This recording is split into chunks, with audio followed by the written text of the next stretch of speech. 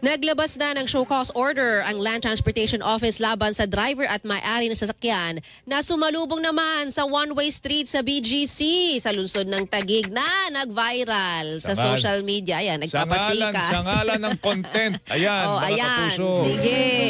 Ay kay LTO Chief Vigor Mendoza II, tila makikitang proud pa itong driver na ito at kanyang kasama sa paglabag sa batas trapiko na hindi umano palalampasin ng ahensya.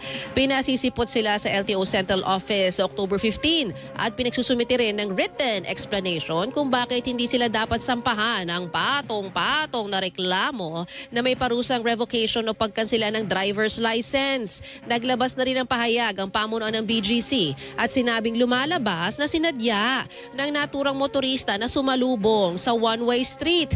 Nakikipag-ugnay na ang kanilang security team sa LTO para sa pagpapataw sa motorista ng kaukulang parusa dahil sa